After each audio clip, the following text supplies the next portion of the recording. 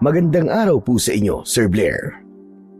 Lalong-lalo na po sa mga giliw ninyong tagapakinig at taga-suporta sa inyong mga YouTube channel na The Voice Addict at mga kwento ni Apong Isaac. Senior citizen na po ako, pero nakahiligan ko po ang pakikinig ng mga kwentong inyong inilalahad na padala ng mga taga-subaybay mong may kakaibang karanasan tungkol sa bagay na hindi pangkaraniwan. Una na nga rito, ang iba't ibang karanasan nila tungkol sa mga aswang. Totoong naaaliw akong makinig. Bukod sa magaganda, ang mga kwento ay may napupulot pang aral na pakikinabangan ng makikinig. Tawagin mo na lamang akong Gardo. Edgardo ang buo kong pangalan, pero mas kilala ako sa tawag na Tata Gardo. Ang kwentong aking nais ibahagi ay totoong kakaiba, at ganito ko sisimulan ang aking pagsasalaysay. Nag-iisa ko sa bahay. Sa edad ko ngayon na 67 ay nasa maayos pa rin akong kalusugan. Pero sabi nga ng mga nakakakilala sa akin, wala raw sa itsura ko ang ganong edad dahil mas bata akong tignan. Dahil batak pa rin ang aking katawan. Mabilis akong kumilos at kaya ko pang tumakbo at magbuhat ng mabibigat. Kahit isang kabang palay ay kaya ko pang buhatin. Inaalagaan ko kasi ang aking kalusugan. Hindi ko nakakalimutan ang araw-araw na mag-exercise. Ayoko kasing pabayaan ang aking katawan. Kapag wala kasing ginagawa, ay lalo lamang nakapanghihina. Ang totoo ay dati akong sundalo. Isang veterano na dati naisabak sa gera. Totoong mahirap ang aking pinagdaanan, pero hindi ko na ibabahagi pa ang mga karanasan ko bilang sundalo dahil ibang kwento yon. Kundi ang ibabahagi ko ay tungkol sa karanasan ko sa mga aswang. Wala akong pamilya. Hindi na ako nakapag-asawa dahil yon ang pinili kong desisyon sa buhay. Kung ano ang dahilan ay inyong malalaman. Nasaktan din kasi ako. Yun ang naging dahilan para piliin kong maging single. Dahil may pera naman akong naipon, kaya naisipan kong bumili ng lupa sa malayong probinsya. Ipinaaasikaso ko sa aking pamangkin na ihanap ako ng lupa na maaari kong mapagtayuan ng maliit na bahay at makapagtanim na rin. Sa isang may edad na kagaya ko, ay mainam na magkaroon ng taniman na siyang mapagkakaabalahan. Salamat naman at nakahanap ng lupang mabibili ang pamangkin kong si Miriam na naninirahan sa Cebu. Malapit lang sa kanilang tinitiran ang lupang kanyang nabili gamit ang perang ibinigay ko sa kanya. 500 square meter yon na maaaring tirikan ng maliit na bahay at pwede rin akong magtanim ng mga gulay. Nagpatayo ako ng isang maliit na bahay para maging tirahan ko. Mas gusto kong sa probinsya na lang tumira. Kaya ang bahay ko na nasa syudad ay ipinagbili ko na lamang. Dahil ang plano ko ay pumirmi na sa Cebu. Nang matapos ang ipinapatayo kong bahay, ay agad akong nagdesisyon na pumunta na ng Cebu. Hindi man lang kayo nagpasabi na ngayon pala kayo darating, Gardo. Hindi na kailangan, Miriam. Mamaya niyan ipaglitsod mo pa ako at salubungin pa ng handa at banda ang pagbaba ko ng jeep. Si Chong talaga. Hindi pa rin kayo nagbabago. Puro kalokohan pa rin ang nasa isip nyo. Ba't naman ako magbabago? Ganito na ang tiyog mo. Tumanda na akong palabiro at pilosopo. Kaya mamamatay na akong ganito. Kung usapang kamatayan, Chong, parang matagal pa yon. Mukhang iniiwasan nga kayo ni kamatayan eh. Mukhang tama ka. Ilang gera na napagdaanan ko. Maraming sugat na rin ang natamo ko. Tinamaan pa nga ako ng bala. Pero heto, at buhay pa rin ako. Hindi kaya. May sa pusa kayo, Chong. Baka naman siya mambuhay nyo. Hayaan mo, Miriam. Matiyak ko lang na siya mambuhay ko. Bibigyan kita ng isang buhay. Pati ang asawa mo, Senaro. Bibigyan ko rin. Sana nga, Chong, at pagkatotoo yan. Ay siya nga pala, nasan ba ang asawa mo? Nasaan si Senaro? Hindi ko yata nakikita. May importante pong pinuntahan. Alam niyo naman po na maraming kayang gawin ng asawa ko. Sabi nga Jack of all trades. Kaya kahit anong trabaho, tinatanggap niya. Tama yun. Basta marangal na trabaho, tanggap lang ng tanggap. Ganun na nga po, Chong. Saka alam niyo naman po na may anak kaming pinag-aaral sa Maynila, hindi ba? Engineering po ang kinuhang kurso. At kailangan buwan-buwan ay magpadala kami ng pera. May awan, Diyos. Nag-iisa naman ang anak nyo Kayang-kaya niyong itaguyod yun. Napasarap na ang kwentuhan natin, Chong. Hindi ko pa pala kayo naaalok na kumain. Buti naman at naalala mo. Kumukulo na nga ang tiyan ko sa gutom. Sandali lang po at ipaghahanda ko po kayo na makakain ninyo. Pagkatapos kong makakain ng masarap na kaldereta na luto ng pamangkin ko, ay saglit akong nagpahinga. Saka pa lang niya ako niyaya sa lupang aking nabili. Nakatayo na rin doon ang isang maliit na bahay na sakto lang para sa akin. Maayos at magandang pagkakagawa nito. Sa unang kita ko pa lang ay mukhang biyasa ang gumawa. Nagustuhan niyo po ba itong cute na bahay na ipinagawa ko? Aba, oo naman. Tama yan. Hindi ganun kalaki. Saka, wala naman akong mga gamit na ilalagay dito. Damit nga lamang ang dala ko. Yung mga gamit sa kusina at iba pa na kailangan, dito ko na lamang bibilin. Ayoko kasi na maraming dala papunta rito. Kaya yung ibang mga gamit ko, ibinenta ko na.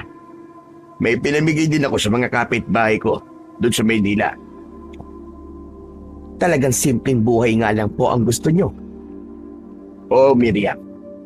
Sawa na ako sa komplikadong buhay sa syudad. Pagod na ako sa buhay doon.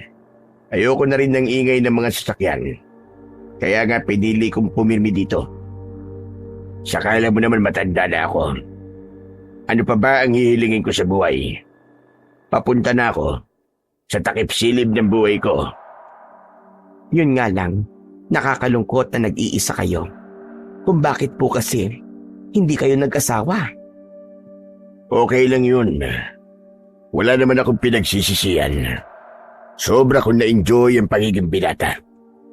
Kaya pati ang pag-aasawa, nakalimutan ko na. Pero pwede naman po, Chong. Kung gusto nyo ihahanap ko kayo rito, sabihin nyo lang sa akin. Abay, hindi na, Miriam. Sabi ko nga sa'yo, masaya na ako sa ganitong buhay. Walang iniisip na problema, kundi sarili ko lang. Totoo ang sinabi kong yun sa aking pamangkin. Masaya na ako na nag-iisa sa buhay. Kung sinasabi ng iba na malungkot na tumandang mag-isa, hindi para sa akin. Mas pinili ko yun at nakasanayan ko na rin.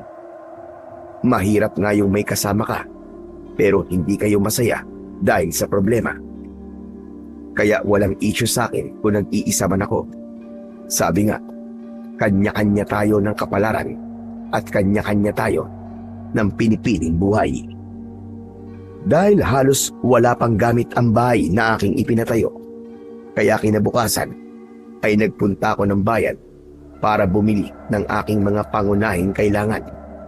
Bumili ako ng mga gamit sa kusina at mga dilatang pagkain.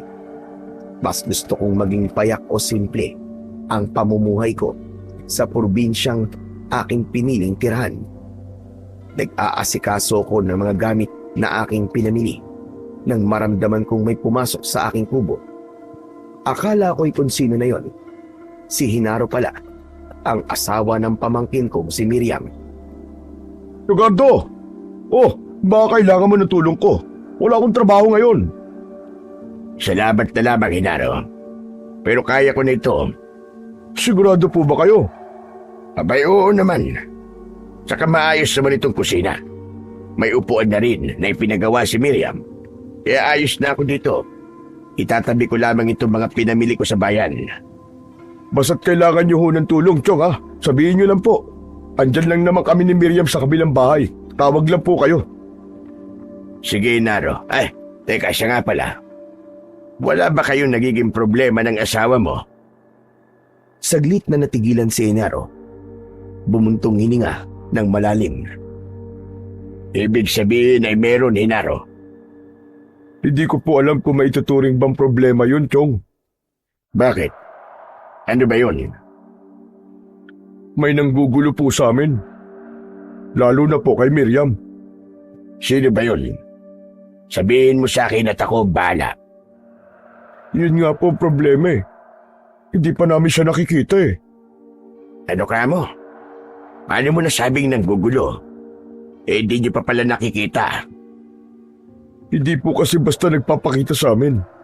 Pero nararamdaman po namin. Lalo na po kapag gabi. Tumbukin mo na nga yan sinasabi mo, Hinaro. Gusto mo pang mag-isip ako eh. Ano ba yun? Sabi nung albularyo na nilapitan namin, isang kapre nang gugulo sa amin. Kursunada daw niya ang asawa ko. Apat lokong kapre yun ah. Talagang kinursunada pa ang pamangkin ko si Miriam. Ganun na nga po, Tiyonggardo. Madalas nga po may bulaklak na iniiwan sa labas ng pinto ng bahay namin. Lalo na kapag kabilugan ng buwan. Minsan may kasama pang ang prutas eh. Hindi nabanggit sa akin ni Miriam ang tungkol dyan ah. Baka po nakalimutan lang. O kaya nahihiyang sabihin sa inyo. Abay, bakit naman? O siya, sige, hayaan mo, Hinaro. Ako ang bahala dyan. Ano pong ibig niyo sabihin, Chong? Malalaman natin kung totoong kapre ba nangungursunada sa asawa mo. Dapat tigilan na niya ang kanyang ginagawa. Ang sabi po kasi mas mahirap daw kapag pakikialaman eh.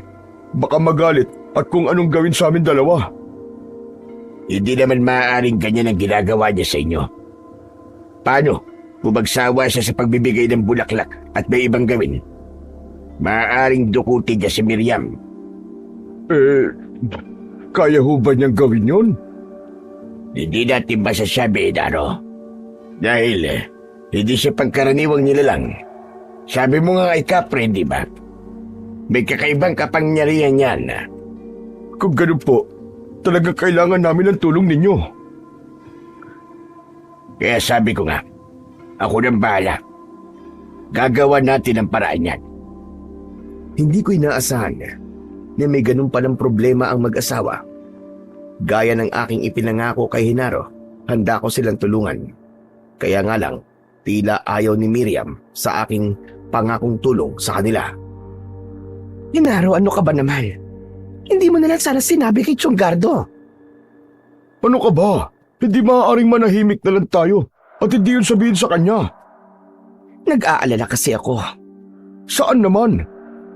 Baka kasi kapag may ibang nakialam ay magalit lang siya. Pati si Tiyonggardo ay madamay at guluhin ang buhay. Miriam, baka may paraan si Chong.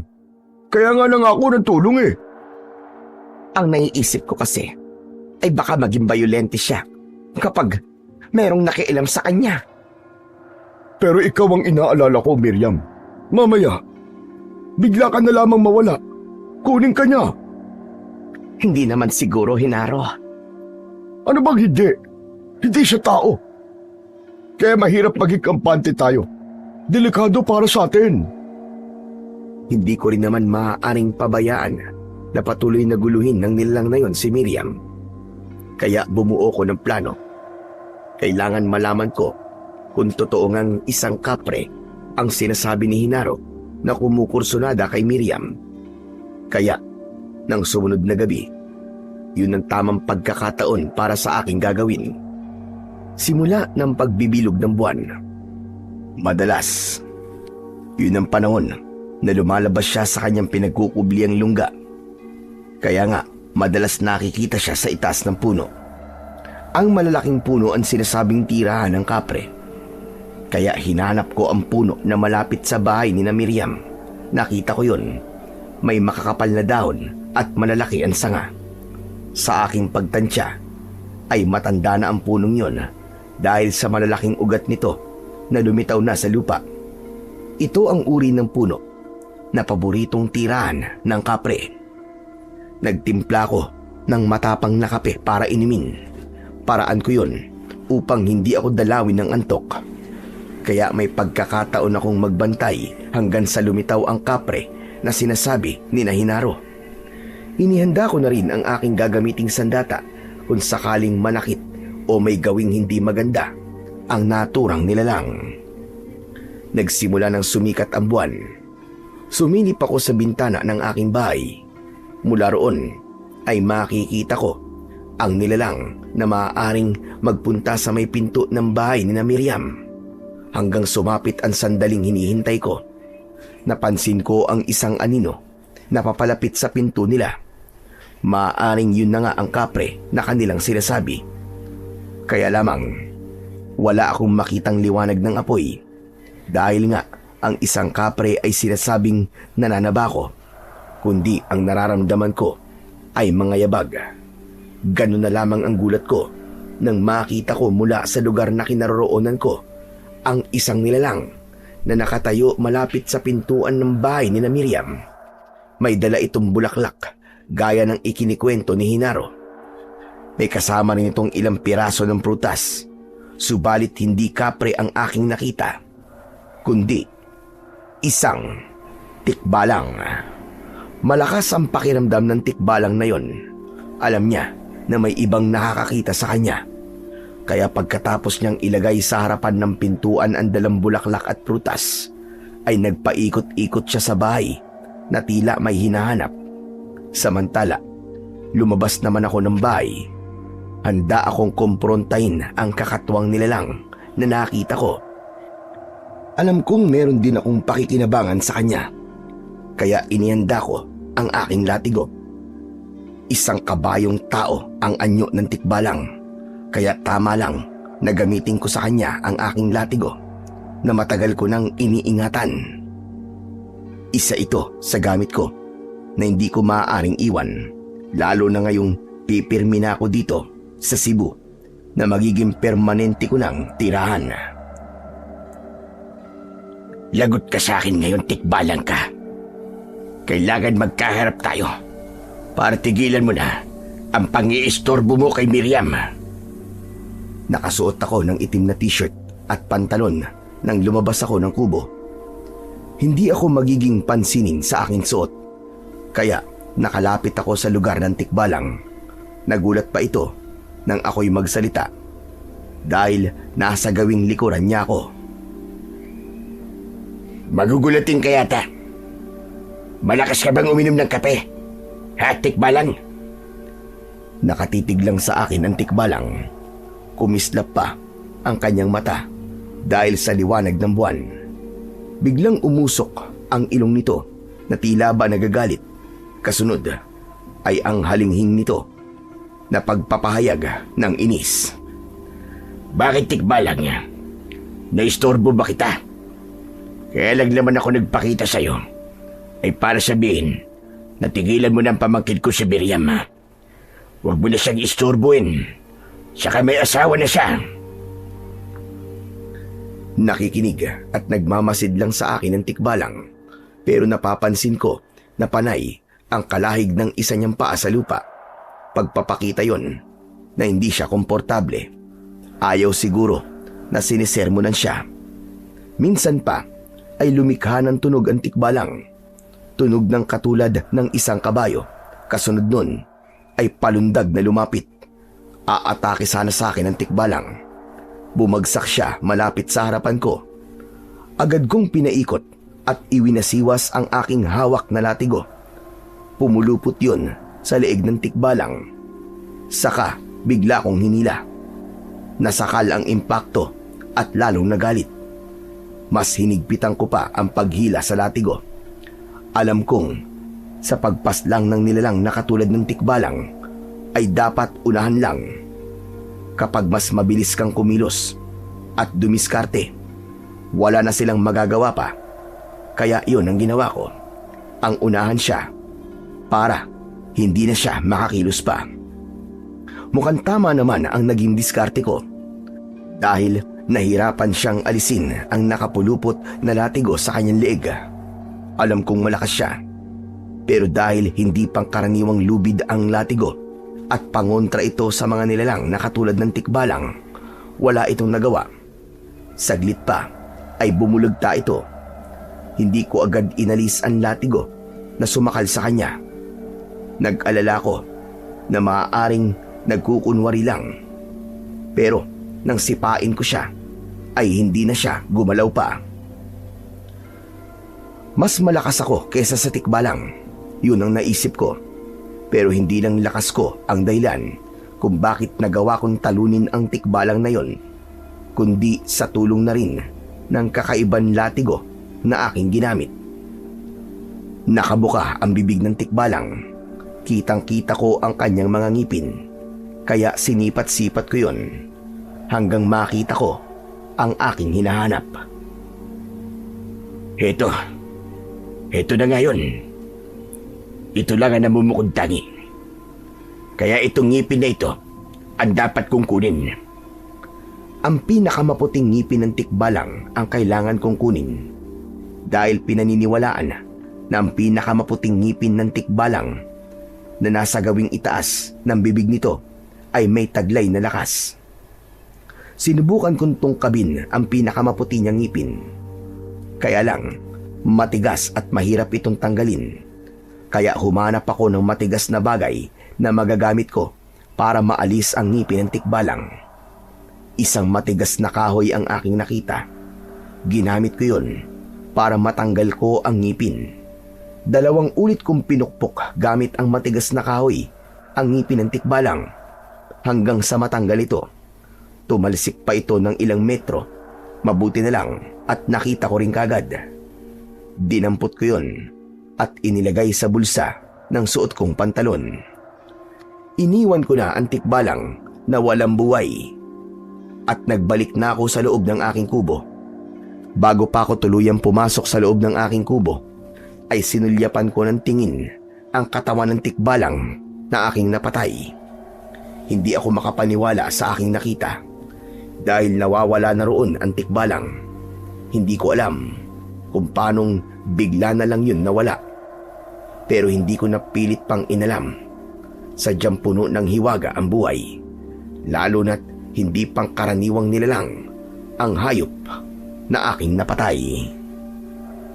Kinabukasan ay ipinaalam ko sa mag-asawa ang tungkol sa pagkakapatay ko sa nilalang na kanilang kinatatakutan. Bagay na hindi nila kagad pinaniwalaan. Joke po ba yan, Chonggardo?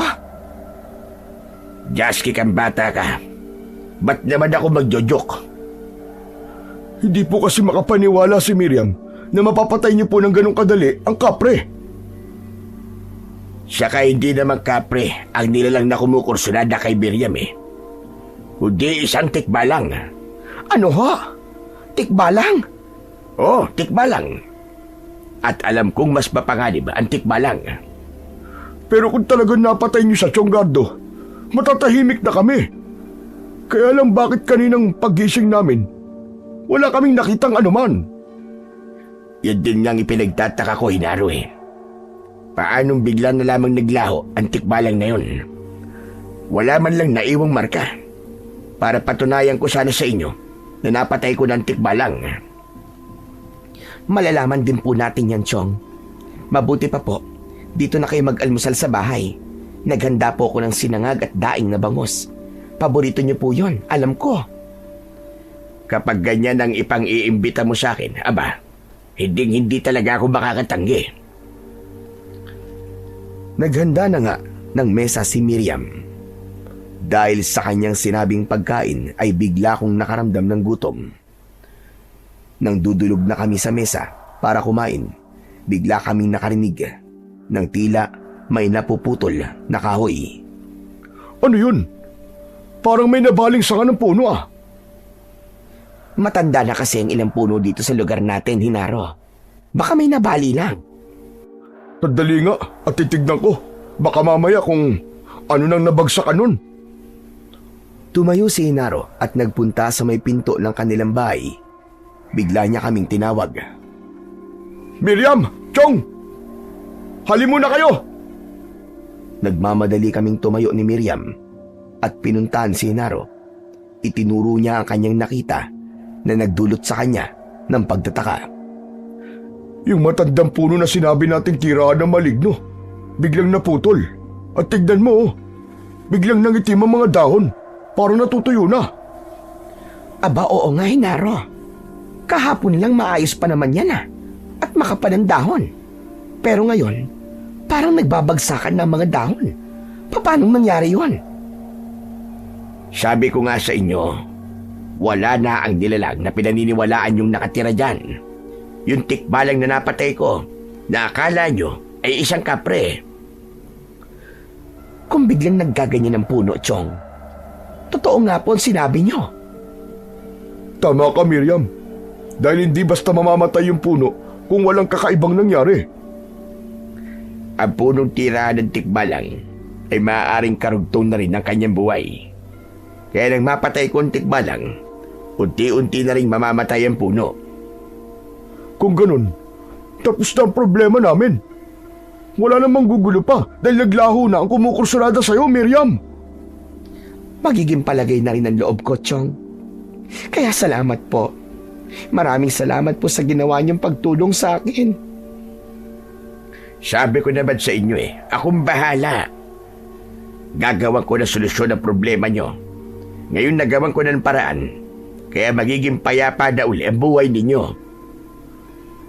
Mabuti pa't bumalik na tayo sa mesa. Baka lumamig na ang pagkain. Bumalik kami sa mesa upang ipagpatuloy ang naudlot naming pagkain. Patapos na ang pagkain namin nang makarinig naman kami ng sigawan mula sa labas ng bahay. Ano yun?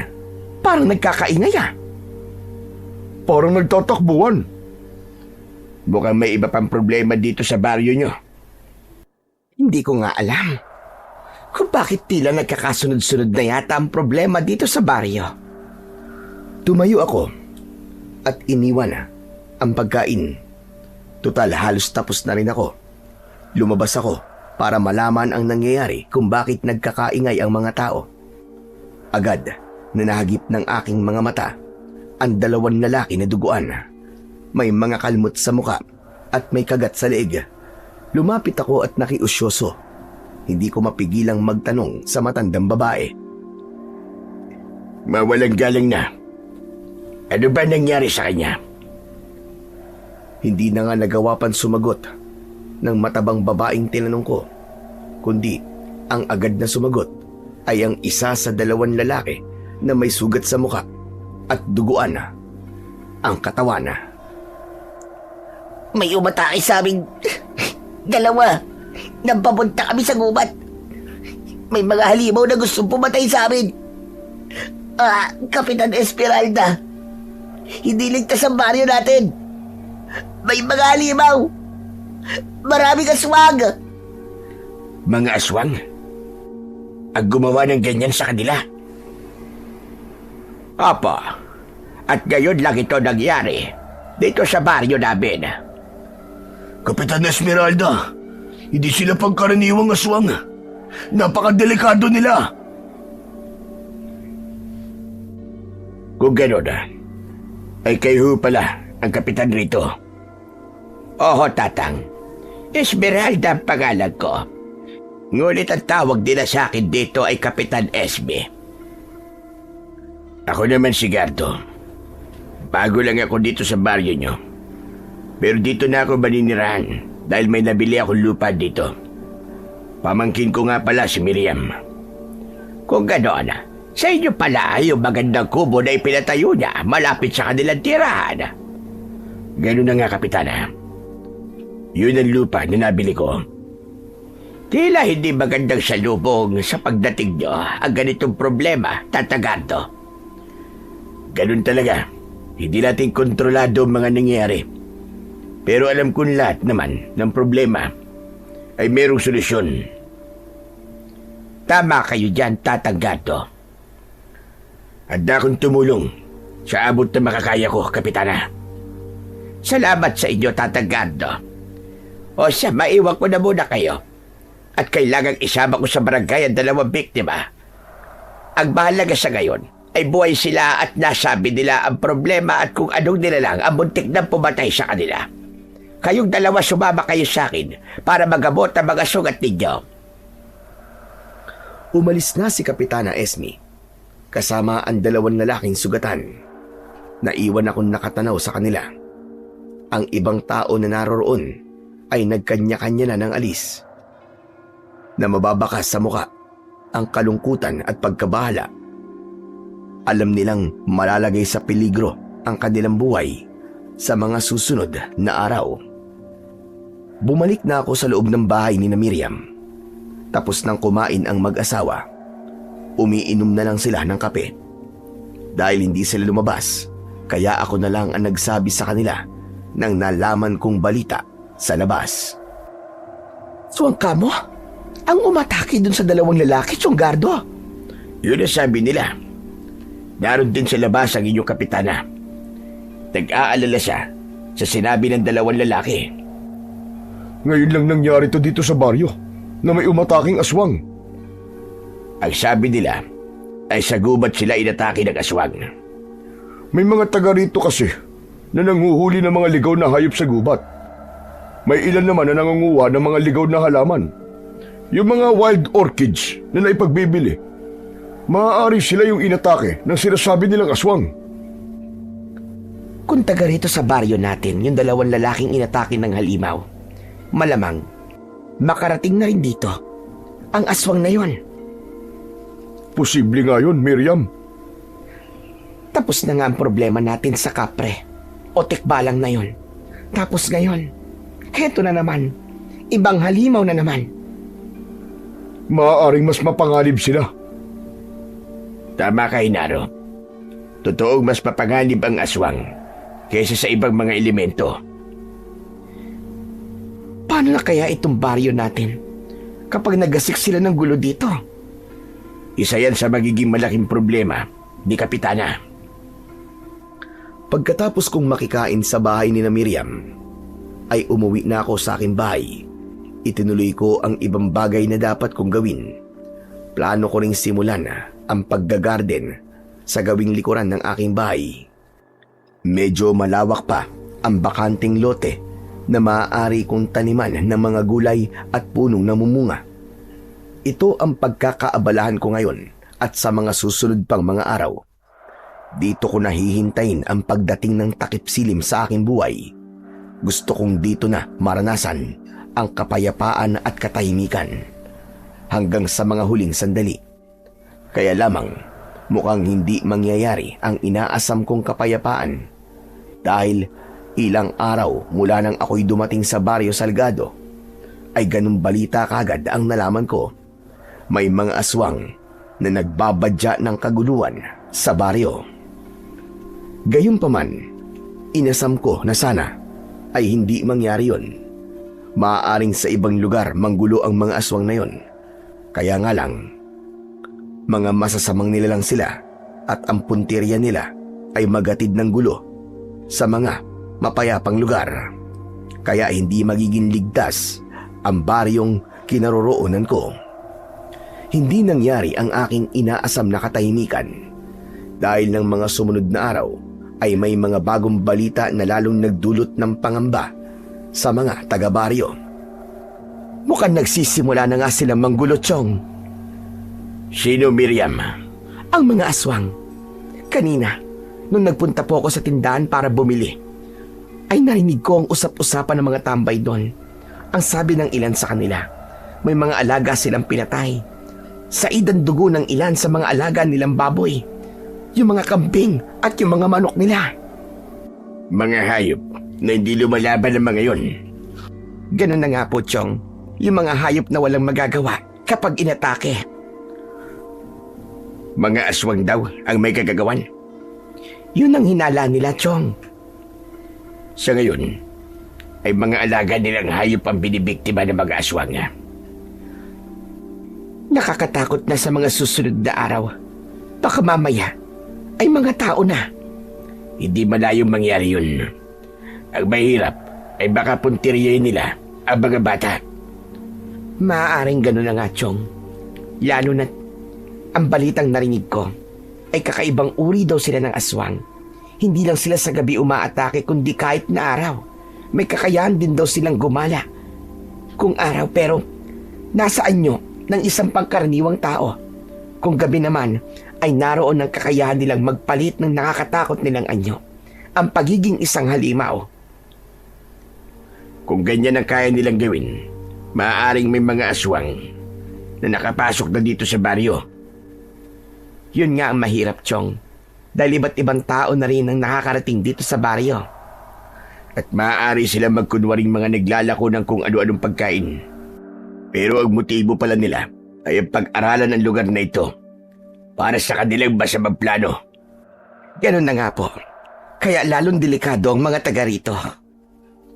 Nakikiramdam ako at nagmamasid sa mga nangyayari at kung anong planong gawin ng kapitana dahil sa masamang balita na yon. Kaya nagpatawag si Kapitana Esmeralda ng pulong sa kanyang tanggapan upang pagplanuhan habang maaga ang dapat gawing solusyon at hindi na ito lumala pa. Dahil bahagi na ako ng baryo, kaya nagpunta ako sa pagpupulong upang makinig sa kanilang pag-uusapan. Maraming salamat sa inyong pagdalo dito sa aking binuong pagpupulong. Mahalaga ganitong sandali para pag-usapan ang problema bumabangon sa ating baryo. Hindi kaila sa inyo at marami na rin nagparating dito sa aking opisina ng tungkol sa sinapit ng kanilang mga alagang hayop. Natagpo ang patay at halos ubusin ang kanilang mga dugo. Pinaniniwalaan ng iba na aswang daw ang may kagagawan doon.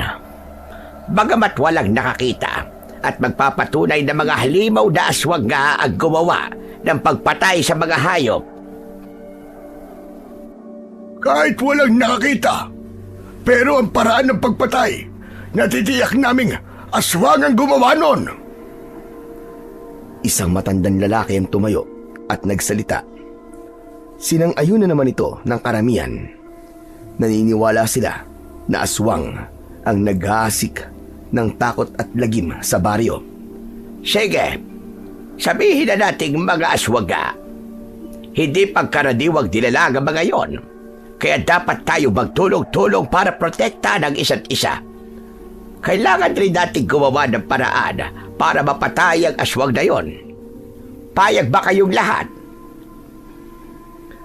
Bagamat may pangamba ang mga taong naroon sa pulong kung paano nila haharapin ang aswang na lumapa sa kanilang mga alaga, ay kailangan nilang makipagkaisa.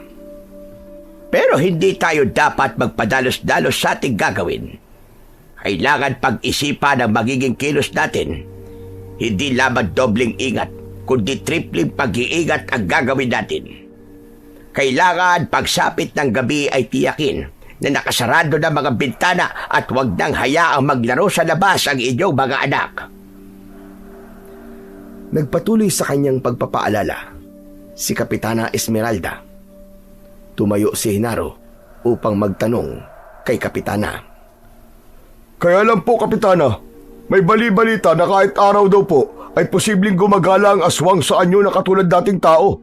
Dahil tao rin ang aswang na yon kapag araw. Ang kailangan natin ay maging mapagmatsyag at maging malakas ang pakiramdam. Lalo na kapag may dayong nakita kayo rito. Alamin agad kung sino ang hanap nila. Kapag walang sinabing kamag-anak na taga rito, ay agad din niyong ipaalam sa akin. Dahil kaduda-duda ang ganun tao. Bakit sila gumagala sa baryo natin kung wala naman silang kamag-anak na sadya? Tama po kayo, Kapitana. Kaya kailangan natin ay pagtutulungan para hindi tayo tuluyang mapasok ng mga aswang. Kaya maghanda rin kayo ng mga sandata o kahit na ano pang armas na maaaring gamitin laban sa kanila. Huwag maging kampante, kundi maging alerto sa lahat ng oras. Maayos ang naging pag-uusap sa barangay. Dahil bago lang ako sa lugar, ay ayoko ring makialam sa kung anong plano nila. Ayoko ring magmukhang nagpapabida at mayabang. Hindi ko pa ganong kabisado ang ugali ng mga taga-baryo. Kaya lamang, sa kabila ng mga ginawa nilang paghahanda, ay may napapabalita pa ring nabibiktima ang aswang. May mga alagang hayop pa ring natatagpuang pinatay. Subalit nasaan nga kaya ang mga sinasabi nilang aswang at saan namumugad ang mga ito? Kaya naglaro sa isipan ko kung nasaan at ano ang ginagawa ng mga ito. Hindi maaari na ganito na lang kami dito sa gubat. Nangihina na ang aking mga kasamaan dahil hindi sapatan lamang loob ng mga hayop at dugo nila para mapunan ang aming gutom. Kailangan gumawa ako ng paraan. Paumanhin sa abala, Pinunong Barbaro. Anong kailangan mo? May mga kasama tayo nagkakasakit. Ang iba ay patuloy sa panghihina. Bakit? Hindi ba sila kumakain? Binigyan ko naman ng sariwan laman ng hayop. Pero tinatagyan nila Hindi raw makakatulog yon para mapunan ng gutom at lumakas sila. Ano bang gusto nila? Sariwang laman daw ho ng tao at dugo. Pinunong Barbaro, yun ang kailangan natin para magkaroon tayo ng lakas. Yun ang sikreto ng lakas nating mga aswang. Kaya paano tayo kung patuloy na magtitiis sa mga hayop na nabibiktima natin? Naiintindihan ko kayo. Kaya lamang, pagbabago ang nais nyo, hindi ba? Baka hindi tayo umabot sa sinasabi niyang pagbabago kung isa-isa na tayo mamamatay. Konting tiis pa. Malalagpasan din natin ang lahat ng ito. Gusto kong patunayan na kaya ring magbago ng mga katulad dating aswang. Akin nang nababalitaan dati pa na may iba't ibang uri ng aswang. May aswang na walang awa at ang nais lamang ay pumatay at magasik ng kasamaan. Subalit may aswang din naman na napapagod na rin sa paggawa ng kasamaan at nais magbago. Samantala, naging maigpit ang ginawang pagbabantay ng mga taga-baryo hanggang sa may nakita silang dayo na sa palagay nila ay isang aswang. Kaya sa galit ng ibang kalalakihan ay pinatay nila ang mga nakitang dayo. Pagkatapos patayin ay sinunog nila para tiyakin ang kanilang kamatayan. Kaya lamang kwinestyon yun ni Kapitana. Nagdesisyon kayo na hindi mo na ipinapaalam sa akin? Bakit hindi nyo muna sinabi ang tungkol sa mga dayo na pinatay ninyo? Dapat ikinulong o iginapos nyo muna para nakausap ko. Ang paliwanag ng lalaking kausap ni Kapitana ay natakot sila na baka biglang magbago ng kanilang anyo ang mga yon at atakihin sila. Paano kung nagkamali pala kayo? Paano kung magreklamo ang pamilya ng mga yan? Hindi lang kayo mananagot at mapapahamak kundi maging ako rin. Hindi kayo nag-iisip. Samantala, ang pangyayaring yun ay hindi naging lingid sa kaalaman ng pinuno ng aswang na nagkukuta sa gubat. Hindi maaari ito. Nagpipilit tayong ayusin ang buhay natin. Pero ganito pa ang igaganti nila. Ang patayin ang kasama natin ng walang kalaban-laban. Hindi ito maaari. Malupit sila. Malupit ang mga taong yun. Hindi ako makapapayag na iisa-isahin nila tayo na hindi lumalaban. Hindi matanggap ng pinunong aswang ang naging kaapihan at nangyari sa kanilang mga kasamahang hinihikayat sana niya para sa pagbabago. Kung traidora na gusto nila, ipapalasap natin sa kanila yun. Mula sa araw na ito, hindi na tayo magtitiis. Binabawi ko na ang aking planong pagbabago ng ating lipi. Dahil baliwala naman pala tayo sa kanila. Itinuturing pa rin nila tayong kalaban. Ayaw nila tayong bigyan ng pagkakataon para magbago. Kaya hindi lang mga hayop ang ating magiging biktima, kundi maging mga tao. Ilang araw mula nang may mga dayong pinatay ang mga kalalakihan sa baryo, ay mas naging mapanganib na ang mga sumunod na gabi dahil lalo lang nagasik ng kaguluhan ang mga aswang. Narinig mo ba yun, Hinaro? May mga nagsisigawan. Titignan ko sandali, Miriam. Wag! Huwag ka lalabas ng bahay. Paano ko malalaman kung di ako lalabas? Delikado, Hinaro. Gusto mo bang hindi na makauwi pa kung lalabas ka? Malakas ang kutob ko, Hinaro. Nasumalakay na ang mga aswang. Bakit nila gagawin yun? Dahil sa ginawa ng mga kalalakihan. Di ba'y kinagalit pa ngayon ni Kapitana? Nagpadalos-dalos sila. Ibig mo sabihin naghihiganti sila? Yun ang naiisip ko. Posibleng aswang nga ang mga yon. Kung ganon, baka simula na ito ng lalo panlagim. Ang labanan ng mga tao at aswang. Kaya nga wag ka nang lumabas pa. Napigilan ni Miriam na wag lumabas ng bahay ang kanyang asawang si Hinaro. Ako man ay namalagi sa loob ng bahay at nakiramdam. Kinabukasan, malaking balita ang pangyayaring yun. Marami ang natagpo ang sugatan at may mga pinatay ang mga halimaw. Mga aswang nga raw na galit ang sumugod sa baryo. Saan po ang punta nyo, Chong, at nagmamadali kayo? Kailangan kong makita yung sinasabi nilang mga pinatay ng aswang. Wag na po, Chong. Baka mamaya'y kumapano pa kayo. Gusto kong makita mismo ng mga mata ko. Saka huwag ka mag-alala, Miriam. Walang masamang mangyayari sa akin. Hindi na ako pinigilan pa ni Miriam. Alam naman niyang hindi ako magpapaawat sa kanya. Saka nais kong ako mismo ang makakita ng mga biktima.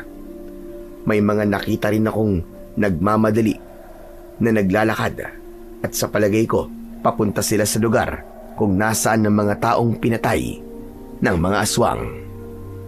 Malapit yon sa taniman ng mga saging. Nasa 5 kalalakihan ang nakita kong nakahandusay at kahindik-hindik ang kanilang itsura. Duguan ang buong katawan at ang nakapangingilabot ay wakwak pa ang kanilang tiyan. Nakalabas ang kanilang lamang loob na tila hinalukay ito. Ganun ang kalagayan ng bawat bangkay. Malaki ang pagkakadilat ng mga mata ng biktima. May mga kagat sa leeg at maraming kalmot sa muka. Halos hindi nga makilala ang mga ito. Subalit, kapag kamag-anak ang titingin, ay tiyak makikilala nila kagad ang kanilang mahal sa buhay kahit sa ganong kalagayan. Habang nakapaikot ang mga tao, ay may mga kamag-anak ng biktima ang dumating. Sa unang tingin pa lang nila, ay nakilala kagad nila ang mga ito kahit hindi na nila tignang mabuti ang itsura. Ginawa nilang basehan ay ang suot na damit at pantalon. Makadurog ng puso at talagang tatayo ang balahibo ng sino mang makakarinig sa hinagpis at palahaw ng mga kaanak ng biktima. Bilang isang sundalo, ay sanay na akong makakita ng bangkay ng mga tao, mga biktima ng giyera na puno ng sugat at duguan. May mga wasak pa nga ang katawan dahil sa tama ng mga pampasabog. Pero nang makita ko ang kalagayan ng mga biktima ng aswang, ay hindi pa rin maalis sa akin ang hindi maapektuhan. Para sa akin, mahirap makasanayan na makita ang kaawa-awang kalagayan ng isang tao, lalo na kung pinatay ito ng halimaw nang walang kalaban-laban.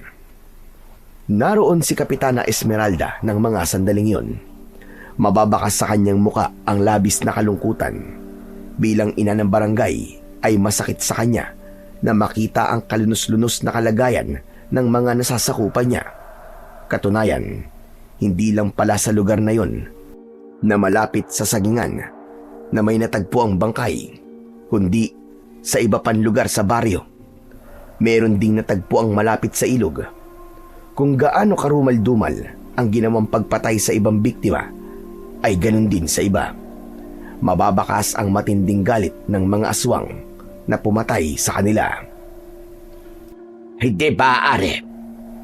Sobra na ang nangyayaring ito. Iniisa-isa na tayo ng mga halimaw. Sino pa ang isusunod nila? Matindi ang galit nila, Kapitana. Yun ang nakikita ko dahil sa paraan ng kanilang pagpatay. Nagsimula lang sila sa pambibiktima ng mga hayop. Ngayon ay tao na kanilang pinapatay. Hindi lang nila basta pinapatay kundi ginagawa na nilang pagkain. Pati lamang loob kinukuha nila. Kaya hindi tayo dapat magpakampante, Kapitana. Tama kayo, Tatagando. Kailangan kumilos na tayo. Hindi lang basta pagroronda ang kailangan gawin ng mga taga rito sa baryo. Ang kapulisan sa bayang ito, maaari siguro kayong humingi ng tulong. Susubukan ko, Tatagando. Kaya labag, merong problema. Anong problema, Kapitana?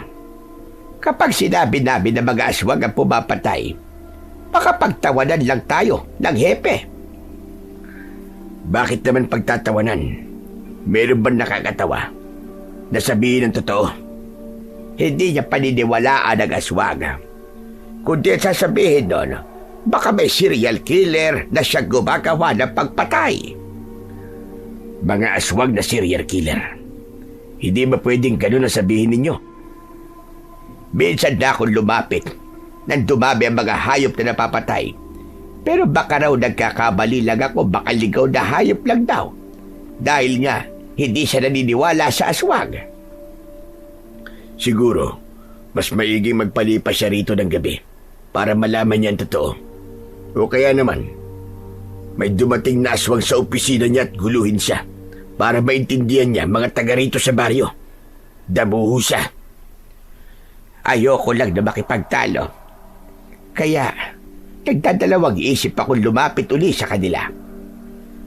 Kailan siya maniniwala? Kapag naubos na ang mga nakatira dito sa baryo?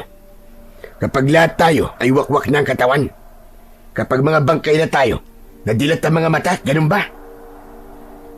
Kaya mas maiging tayo-tayo na labang ang gumawa ng paraan kesa mabigo sa tulong na hihingin sa kanila. Naiintindihan ko ang nararamdaman ni Kapitana Esmeralda dahil totoong mahirap sa pakiramdam na mapahiya at hindi mapagbigyan sa hinihinging tulong. Samantalang hindi naman para sa kanya kundi sa mga taga-baryo. Kaya lang, ganun talaga minsan.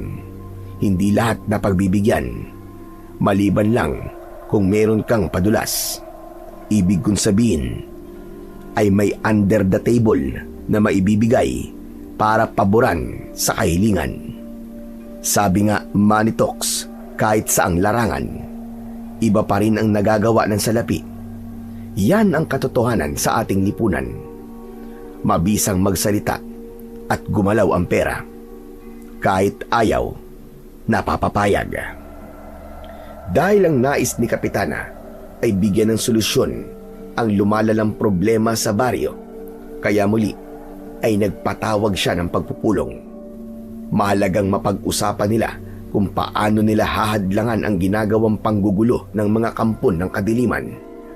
May mga dumalo sa ipinatawag ni Kapitana, kaya lamang mas kakaunti na ito Hindi katulad nung una siyang nagpatawag. Gaya ng dati, andun pa rin ako para pakinggan ang kanilang pag-uusapan. Mga kababaryo, mahalaga ang pakikipagkaisa at pagtutulungan natin dahil buhay natin at ng ating pamilya ang nakasalalay dito. Kaya kailangan ko ang inyong tulong at suwestyon. May mga inilatag na suwestyon ang mga kalalakihan na naroroon. Gaya ng dati na nilang ginagawa, yun ay ang patuloy na pagpapaigting ng ginagawang pagroronda sa gabi. Dahil sa gabi sumasalakay ang mga aswang. Meron ding nagsabi na kailangan ding sa araw ay may magbabantay dahil ang mga aswang ay tao ring katulad nila na pwedeng mambiktima kahit araw. May suwestyon na tinatanggap ni Kapitana, kaya lamang kapos sa mga taong magmamalasakit para sa pagbabantay. Dahil ang iba ay mas gusto pang magtago na lamang sa kani-kanilang bahay kesa sa ipagsapalaran ang kanilang mga buhay. Ang mga kalalakihan na handang tumulong ay may taglay na katapangan at handang magbuwis ng buhay. Kaya lamang iilan lang sila. Hindi naman mapilit ni Kapitana ang iba. May ibang pamilya na mas gustong umalis na lang sa baryo kesa ipagsapalaran pa ang kaligtasan ng kanyang pamilya. Yun ang ginawa ng ibang pamilya na merong mapupuntahan at may kakayahang magpunta sa ibang lugar. Subalit ang mga mahihirap at walang kakayahan, lalo na sa pinansyal, ay piniling pumirmi na lamang at makipagsapalaran sa kahahantungan ng kanilang buhay. Iilan lamang ang nagboluntaryo para magronda, kaya kasama sila ng mga tanod na umiikot sa baryo. Ba't nagbihis ka, Hinaro? Saan ka pupunta? Sasama ako sa pagroronda. Ano ka mo? Sigurado ka? Oo naman. Gusto mo bang mamatay at magpakamatay, Hinaro? Hindi porket magroronda ako ay mamamatay na ako, Miriam. Alam mo naman, di ba, na yung umaatake dito sa baryo, mga aswang yun. Miriam, may mga dala naman kaming mga armas laban sa aswang. May mga pinagawang sibat si Kapitana. May kanya-kanya kaming dalang matatalas at mahabang bulok na yung talim ay pinahiram pa ng langis na pinagbabaran ng bawang. Kaya tiyak, tepok ang aswang na tatamaan nun.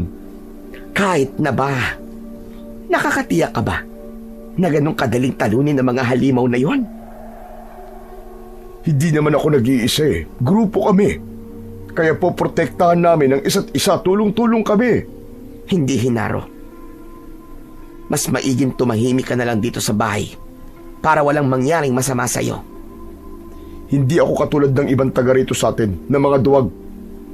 Gusto lang nilang mabuhay pa, Hinaro, kesa ang magpakabayani pero patay naman. Gusto kong makatulong sa problema ng baryo natin.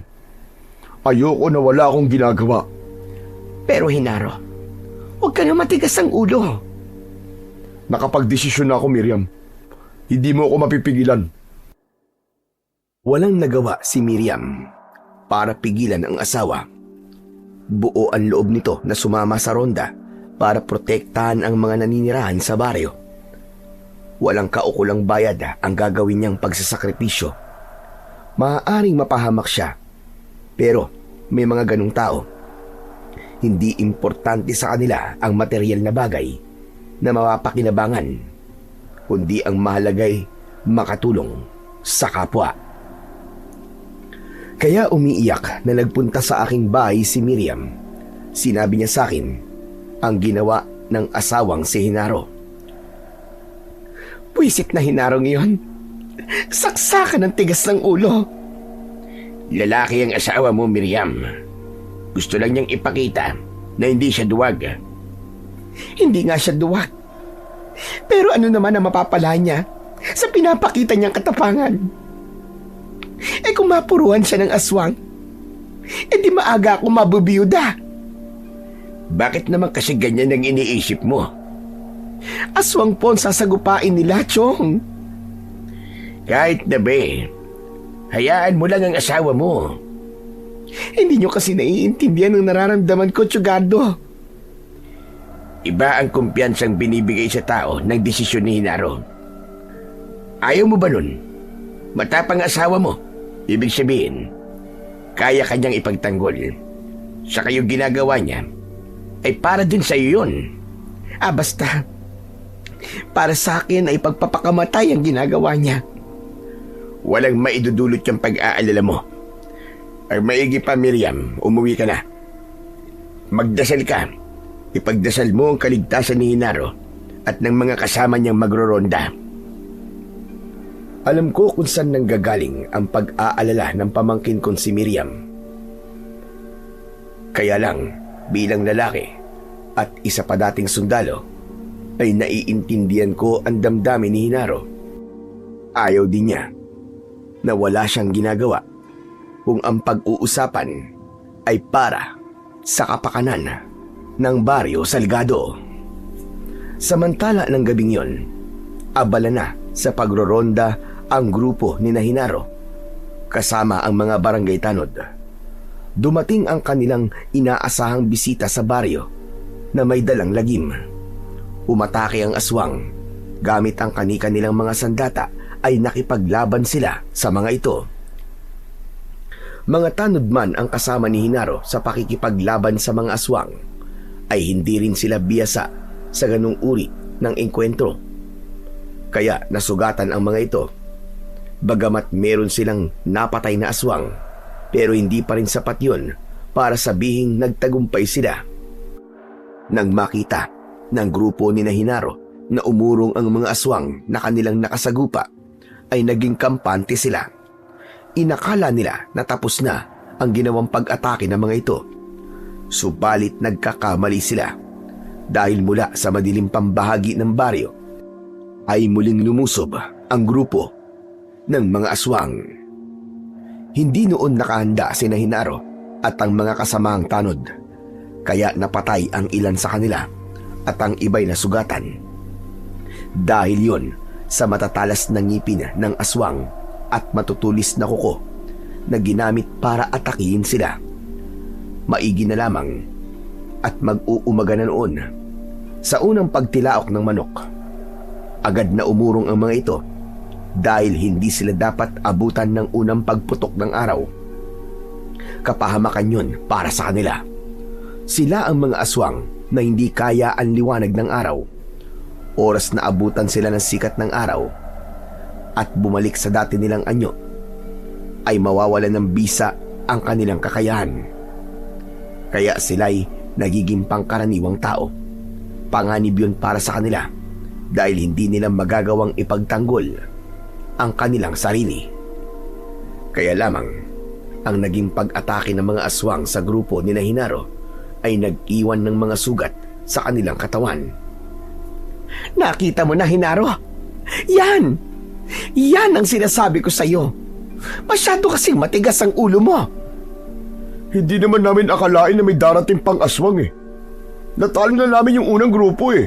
Kaya lang biglang may sumugod at hindi kami nakahanda. Ang lalim ng mga sugat mo sa katawan. Yang mukha mo ay kalmot ng kuko. Buti na lang hindi tinamaan ng mga mata mo, kundi nabulag ka. Ang dami mo pa sinasabi. Gamutin mo na lamang ang mga sugat ko, Miriam. Ay nako, nakakainis ka talaga, Hinaro. Hindi ka kasi marunong makinig. Dinatnan ko sa kanilang bahay na panay ang daldal ni Miriam at pinagagalitan ang asawa na si Hinaro. Tama na yan, Miriam. Sa halip na dakdakan mo si Hinaro, ay gamutin mo na lang ang mga sugat niya. Kaya nga, ang dami niyang sugat, Chong. Tingnan niyo ang nangyari sa kanya. Ang importante, buhay pa naman ako, Miriam. Tama ang asawa mo, Miriam. Kinakampihan niyo pa ang kalokohan ng Hinarong ito. Hindi ko siya kinakampihan. Kundi naiintindihan ko lang ang kanyang ginagawa. Nagpapakamatay sa walang kwentang bagay, ganun ba? Ano bang walang kwentang bagay, Miriam? Para sa katahimikan ng baryo natin ang ginawa namin. Tama na yan. Huwag na kayo magtalo. Siya nga pala, may dala akong halamang gamot dito, Miriam. Dikdikin mo ito at ipatak mo ang katas sa kanyang mga kalmot at sugat. Tapos yung magiging sapal ay itapal mo sa malaking sugat niya at talian mo. Mabisa ho ba ang dahong ito? Oo naman. Dahil ang mga dahong yan ang ginagamit namin nung nasa serbisyo pa ako kapag may mga sugat kami dahil sa engkwentro. Kung minsan pa nga kami na ang kumukuha ng tingga sa katawan ng mga kasamahan namin na tinamaan ng bala. Tapos, yung dahon na yan ang ginagamit namin pantapal. Abay, gumagaling naman kagad yung sugat. Oh, narinig mo, Chong Gardo Kaya sundin mo na lang ang utos niya para gumaling na ang sugat ko. Oo na, gagawin ko na. Pero hindi pa ako tapos sa'yo. Tandaan mo yan. Nagpunta na sa kusina si Miriam para hugasan ang mga dahon at dikdikin yun. Pagpasensyaan mo na lamang ang pamangkin ko, Hinaro. Wala ho yun, Chong. Naiintindihan ko naman po ang asawa ko. Pero ang totoo, ay hanga talaga ako sa katapangan mo. Kaya lang po, Chong. Nag-aalala na po kami. Saan naman? Dahil po sa nangyari sa amin, baka lalo lang kumonti ang magboboluntaryo para magronda. Dahil matatakot ng iba. Muntik na kasi kaming mapatay. Kundi lang nagsimula na sumikat ang araw, baka hindi na kami nakauwi ng buhay, Chong. Paano yan? Kung mababawasan pa kayo? Yun na nga pong iniisip namin Kapag wala na nagronda, paano na lang tong baryo? Tuluyan ng mapapamugaran ng aswang. Lilipunin na nila ang mga taga rito. Hindi dapat mangyari yun, Hinaro. Magiging balwarte na ng aswang ang baryo na to pag nagkataon. Posibleng mangyari yun, Chong. Ano pa kaya ang dapat namin gawin?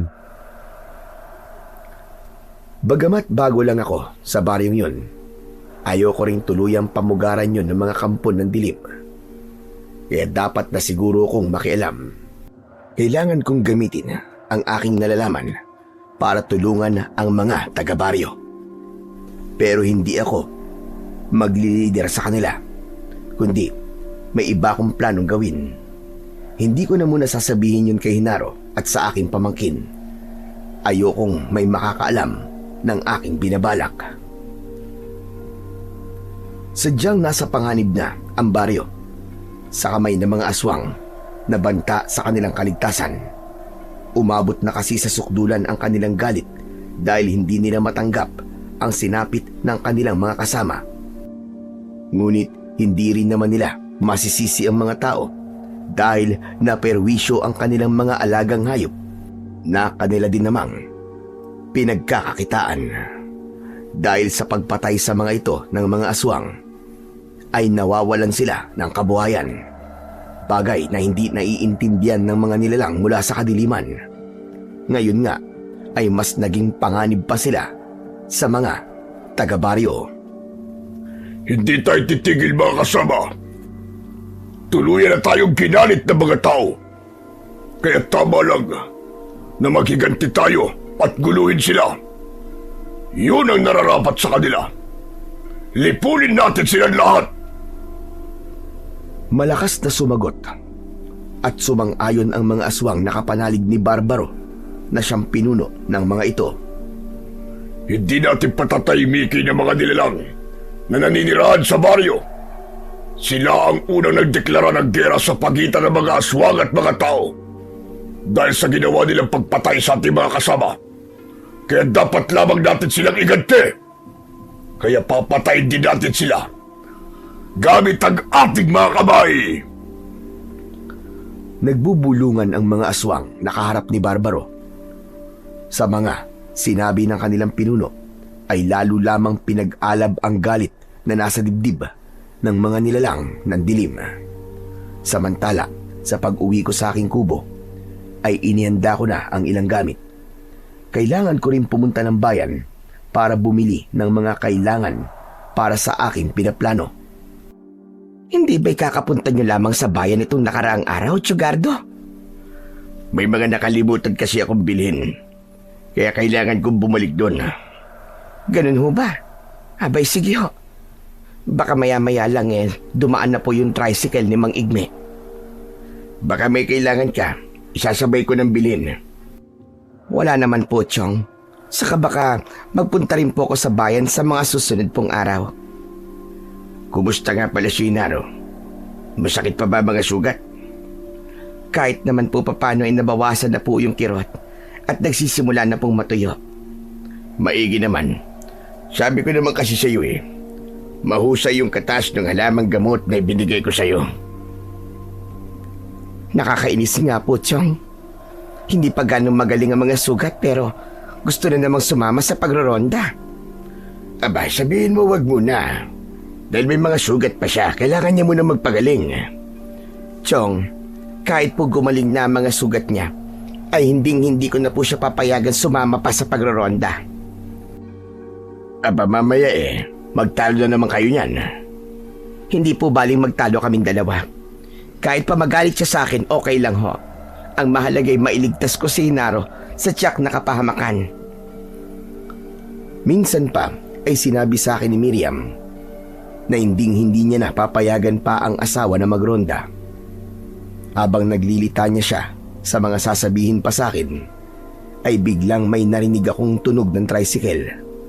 May dumating ng sasakyan papunta sa bayan, kaya hindi ko na hinintay pang tapusin ni Miriam ang kanyang mga sasabihin. Sinenyasan ko na lang siyang kailangan ko ng sumakay. Hardware shop ang pinuntahan kong tindahan nang makarating ako ng bayan. Doon ko mabibili ang mga kailangan kong gamit. Ang sinakyang kong tricycle na nagatid sa akin papuntang bayan ay siya ring sinakyan ko papauwi. Inarkila ko na ito dahil may kabigatan ang mga gamit na aking pinamili. Nang sumunod na araw ay hindi ako halos lumabas ng bahay. Naging abala ko sa aking proyekto. Kailangan kong gumawa ng mga gamit para matulungan ang mga naninirahan sa baryo na yon. Dahil sa ilang araw kong hindi paglabas ng bahay, alam kong nagtataka ang aking pamangkin at ang asawa niya. May sakit ba si Tsugardo? Abay, ewan ko, hindi ko alam. Ilang araw ko na nga siyang hindi nakikita. Parang naroon lang lagi sa loob ng bahay niya. Hindi mo man lang ba sinisilip? Baka kung napapano na yun. Malakas pa naman si Chong. Baka gusto lang niya mapag-isa o kaya'y nag-iingat at natatakot sa aswang kaya hindi na halos lumalabas ng bahay niya. Natatakot sa aswang? Aba, imposible naman yata yun. Mukhang wala sa karakter ni Tsugardo ang matakot sa aswang. Saka, isa siyang retiradong sundalo. Veterano siya. Wala sa gaya niya nakatatakutan ng isang aswang. Abay, malay mo ba? Ibang usapan ng aswang, ano? Ay nako, Miriam. Bala nga ng baril at granada. Saka malamang kanyon pa. Hindi niya kinatatakutan. Tapos aswang lang, katatakutan niya. Aba, parang imposible naman yata. Iba ang aswang sa mga armas na sinasabi mo. Pero alam ko matapang ang tiyong mo, Miriam. Kaya lang nagtataka ako. Saan? Hindi siya tumulong para magronda man lang. Henaro, yung pagtira dito ni Tsugardo ay para maging payapa ang buhay niya. Dahil sa wala siya sa kaguluhan. Tapos gusto mo, makasama pa siya sa pagroronda? Abay, pambihira ka naman. Kasi nga, sayang ang katapangan niya. Hay nako, Henaro.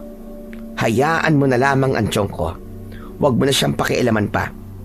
Mas gusto na nun ang katahimikan. Tsaka matanda na yon, ano ka ba? Kaya huwag na natin siyang pakialaman. Subalit hindi pa rin makatiis si Miriam na hindi niya ako nakikitang lumalabas ng aking bahay. Para hindi na siya mag-alala pa, ay nagpunta siya sa aking tirahan. Nagpapahinga ako ng mga sandaling yon. Tumigil muna ako sa aking pinagkakaabalahan. Chong, may sakit ho ba kayo? Wala naman. Ayos lang ako. Hindi ko po kasi kayo nakikitang lumalabas ng bahay. Mangyaring abala lamang ako. Sa ano? Sa pagtatanim po ba? Abay, parang hindi ko naman po kayo nakikita na nagbubungkal ng lupa. Saka ako nagagawin yung pagtatanim. May ibang bagay akong pinagkakaabalan.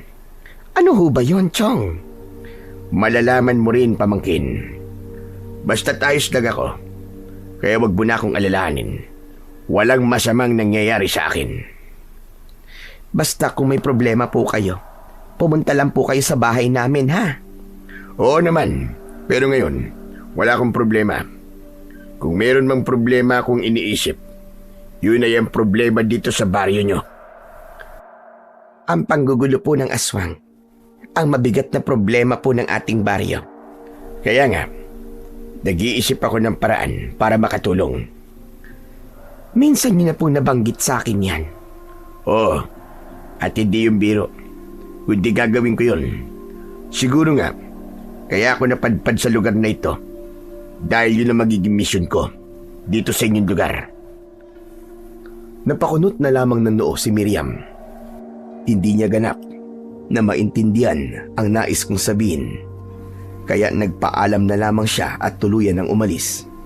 Nang makaalis siya, ay ipinagpatuloy ko ang aking ginagawa. Ilang araw na lang ay matatapos ko na ang mga kailangan kong tapusin para sa aking pinaplano. Yun ay ang gagawin kong paglusob sa lungga ng mga aswang na nagkukubli sa gubat. Mag-isa kong pupuntahan at haharapin ang mga aswang na doon ay naninirahan. Gagamitin ko ang mga kaalaman ko bilang isang retiradong sundalo, maging ang mga diskarte na alam ko para harapin at lipulin ang mga aswang na nagbabanta sa katahimikan ng baryong nagiging bahagi na ng buhay ko. Walang sumalakay na mga aswang nang lumipas na gabi. Maaaring nagpapalakas sila pagkatapos ng naging engkwentro sa mga nagroronda. Hindi naman maaaring gabi-gabi ay lumusob sila.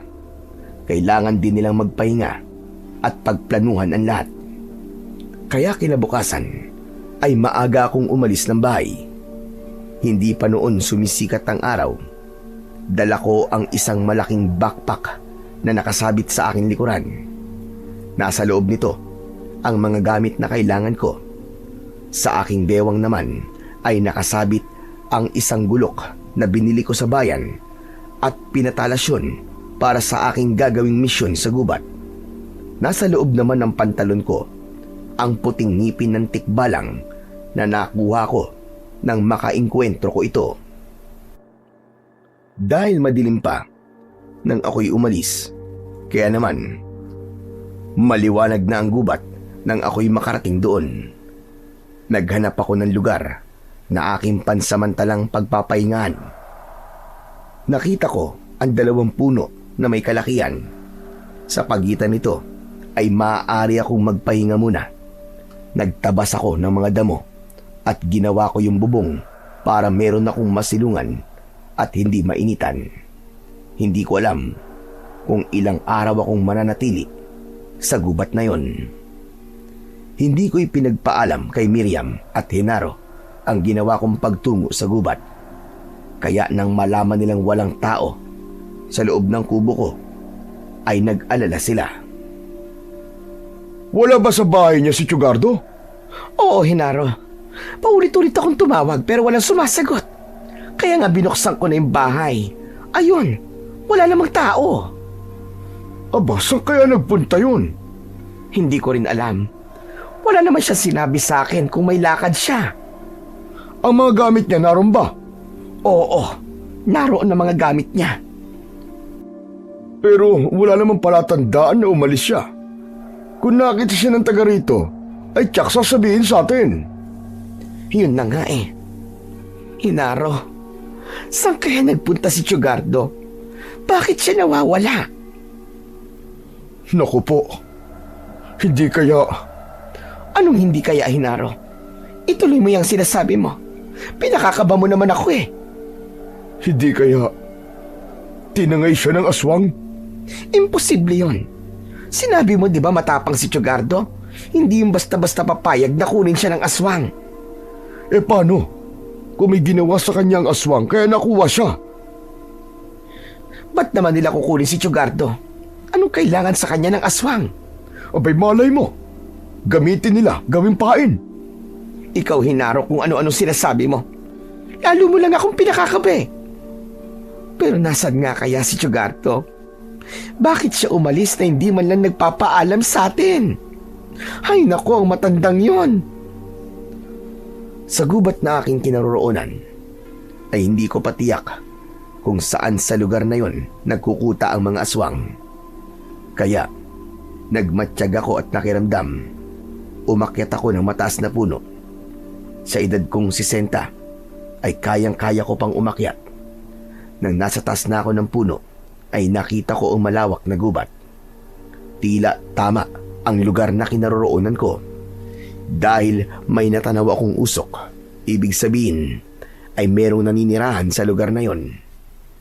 Nanatili ako sa itaas ng puno para ipagpatuloy ang pagmamanman hanggang sa natanaw ko ang grupo ng ilang kalalakian at kababaihan.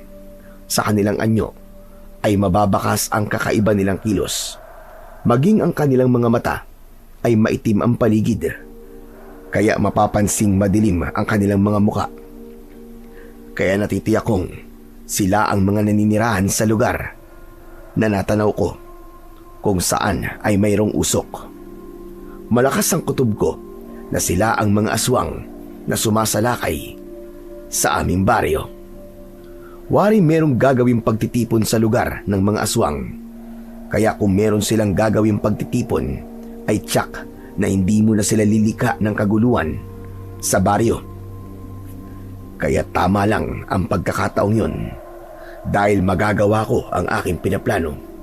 Yun ay ang lipulin ang mga kampon ng kadiliman upang hindi na sila makapaghasik pa ng lagim at kaguluhan.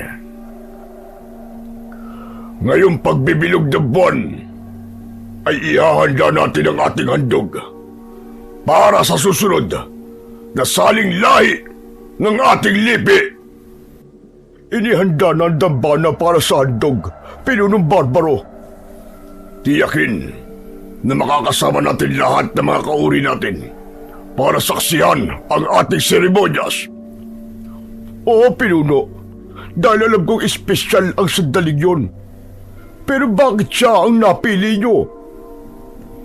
Kini-question mo ba ang desisyon ko? Ay, hindi, pinuno. Kundi nagtataka lang ako. Alam ko ginagawa ko. Kaya huwag kang makialam. Gawin mo na lang ang ipinag-uutos ko sa'yo. At huwag mong pakialaman ang mga plano ko. Sapagkat natitiyak ko ng kuta ng mga aswang ang lugar na natanaw ko, kaya inumpisahan ko ng gawain ang aking pinaplano. Sa pamamagitan ng mga dala kong gamit ay gumawa ako ng mga patibong sa mga puno at mga makakapal na halaman. Ang mga pampasabog na aking pinagtiyagaang gawin ay inilabas ko na sa loob ng dala kong bag. Isa-isa ko itong ibabaon sa lugar na posibleng daanan ng mga aswang. Alam kong hindi magiging madali ang aking gagawin. Subalit pinag-aralan ko at pinagplanuhan ang lahat. Kahit ako'y nag-iisa lang, ay pagsisikapan kong lipulin ang mga aswang na banta sa katahimikan ng baryo. Kaya sa maghapong yon, sa mga oras na nagpapahinga sa kanilang kuta ang mga aswang, ay sisimulan ko ng kumilos para sa mga bitag na aking gagawin. Gamit ang mga lubid, net at iba pa, ay magagawa nitong siluin ang mga aswang na maliligaw sa lugar na aking paglalagyan ng mga silo. Pumutol din ako ng maliliit na puno at nilagyan ko yun ng tulis. Maaaring gamitin yon laban sa mga aswang. Subalit ang pinakamahalaga ay ang gagawin kong paghukay para ibaon ang pampasabog malapit sa kanilang kuta. Hindi ako dapat magkamali sa aking mga galaw dahil mahalagang tama ang bawat kilos ko. Kundi masasayang ang lahat ng pagod ko kung mabibigo lamang ako. Alam kong kasama sa kahit na anong misyon ang mabigo. Kaya lamang, hindi dapat mangyari sa pagkakataong yun. Samantala, sa lugar ni na Miriam, ramdam ko ang kanyang pag-aalala. Kaya ipinaalam niya na yon kay Kapitana Esmeralda ang aking pagkawala. Sigurado ka bang nawawala ka ang tsugardo mo? Opo, Kapitana. Paghapon na po siyang hindi umuwi. Ape, baka mamaya niyan may pinuntahan lang. Pero hindi po siya nagpaalam, Kapitana. Kaya nga ho nag-aalala na ako. Lalo na ngayong may mga aswang na nanggugulo dito sa baryo natin. Iniisip mo ba na tinangay siya ng aswang? Yun na nga ho ang ikinakabahala ko, Kapitana. Lalong di natin siya maililigtas. Lalo na kayong natatakot na mga kalugar natin. Wala nang gustong sumama sa pagroronda. Paano na po ang tsugardo ko, Kapitana? Pero sana naman, mali ang nasa isip mo, Miriam. Isa pa, sabi mo nga ay isang veteranong sundalo ang tiyuhin mo. Kaya alam kong hindi ang kagaya niya ang basta-basta na lamang tatagayin ng aswang. May kutob akong may iba siyang pinagkakabalaan. Hindi siya tinagay ng aswang, gaya ng ikinakabahala mo. Sumapit na ang takip silim. Unti-unti nang kinain ng dilim ang kagubatang kinaroroonan ko. Hudyat na rin yon upang simulan ko na ang aking misyon. Mula sa puno na aking naging pahingan at kublihan ay narinig ko ang pagkakaingay ng mga instrumento na posibleng gagamitin nila sa isang seremonyas. Hindi ko alam kung ano at para saan ang kanilang seremonyas na gagawin. Bumaba na ako ng puno para simulan ang binuo kong plano. Kailangan kong makalapit sa pinakakuta ng mga aswang. Kapag nakita nila ako, tsak nagagawa sila ng paraan para ako'y tugisin. Kaya yun na ang pagkakataon ko para sumunod sila sa akin sa mga lugar ng patibong na aking ikinalat. May mga ilaw na sulo na nakapalibot sa kuta ng mga aswang. Yun ang nagsisilbing liwanag sa kanila. Naisip ko, mapakikinabangan ko ang mga sulo na yun sa aking pinaplano. May mga ingay akong narinig na tila umuungol ang mga aswang na naroon. Dahil madilim na ang buong kuta, kaya hinala ko. Nasa anyo na sila ng pagiging aswang. Kaya wala akong nakikitang tao. Sa pagkakataong yon, sinadya kong lumika ng ingay upang makuha ang atensyon ng mga nilalang ng dilim na nagkakatipon sa loob ng kuta. Nakarinig ako ng ingay at naaamoy ko rin ang sariwan dugo ng tao. May nakasalisi at nakarating sa lugar natin. Kumilos kayo! Kailangan mahuli kung sino man siya. Hindi niya maaaring sirain ang ating seremonyas. Agad na kumilos ang mga aswang. Hinanap nila ang kinaroroonan ko. Nang mga sandaling yon nakahanda ako. Hindi ako nakakubli dahil sinadya akong lumantad sa lugar na makikita kagad nila ako. Kaya hindi ako nagkamali nang makita nila ako ay humabol ang mga aswang sa akin. Mabilis naman akong tumakbo. Sinadya akong magpahabol sa kanila. Iisang direksyon lang ang tinataha ko. Doon sa lugar na nilagyan ko ng mga patibong. At alam ko na sinusundan nila ako. Ang liwanag mula sa sikat ng buwan ay sapat para makita ko ang aking dinaraanan kahit makapal pa ang mga damo at maraming nakaharang na mga halaman. Tandang-tanda ko ang mga lugar kung saan ko ipinwesto ang mga patibong dahil na rin sa kapirasong tela na aking palatandaan. Kaya nang makita ko ang isang tela na nakatali sa isang halaman, ay umiwas ako doon. Saka nagtago ako sa isang kubling lugar. Nasa 100 metro ang layo ko sa aswang na humahabol sa akin. Kaya hindi nila napansin ang pagtatago ko Dahil na rin sa malalagong halaman, mula sa aking pinagtataguan ay narinig ko ang kanilang mga yabag at kaluskos. Malapit na. Malapit na sila. Saglit pa, ay malakas na ungol at angin ng aswang ang aking narinig. Nasilo sila sa ginawa kong bitag. Gumapos sa kanilang katawan ng lubid. Kasunod, ang matutulis na kahoy na biglang umigkas at bumaon sa katawan ng mga aswang. Hindi makapaniwala ang mga aswang sa kanilang sinapit. Ang sinapit nilang yon, ang kanila na ring magiging kamatayan. Lalo na't ang bawat tulos na aking ginawa ay pinahiran ko ng pinagbabaran ng asin at bawang. Ipinagtaka nila, meron palang mga nakatanim na panganib sa lugar malapit sa kanilang kuta. Ang kasama ng aswang na nakakita ng sinapit ng kanilang mga kasama ay nataranta. Umurong sila upang umiwas sa mga patibong na nakakalat.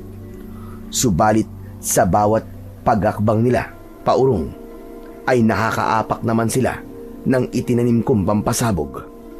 Sumambulat ang mga aswang na nakaapak ng mga pampasabog at nagkawarak-warak ang kanilang mga katawan. Ang malakas na pagsabog na yon ay lalong nambulahaw sa iba pang mga aswang. Anong ingay yun? Mukhang napapalaban na ang mga inutusan kong kasama natin. Kayong mga lahing gamunan, sundan niyo ang mga inutusan ko. Tulungan niyo sila! Agad na sumugod ang mga aswang na inutusan ng kanilang pinuno. Tumakbo silang alamin kung saan galing ang pampasabog. Kaya lamang, nang marating nila ang lugar na kinaroroonan ng sumabog na mga aswang, ay nakita nila ang nagkalat na lamang loob at bahagi ng katawan. Nahintakutan sila at nagpalinga-linga dahil naramdaman nilang delikado sila sa lugar na yon. Kaya bago pa sila nakabalik sa kuta ay lumantad ako at gamit ang aking gulok ay sinugod ko sila at isa-isang pinaghahataw ng taga. Tinamaan ko sila sa kanilang katawan at ulo. Subalit hindi doon natapos ang pakikipaglaban ko sa mga aswang. May mga dumating pang aswang na maaaring inutusan din ng kanilang pinuno. Kaya minsan pa'y gumana ang mga itinanim kong pampasabog at mga bitag na sumilo at pumatay sa kanila.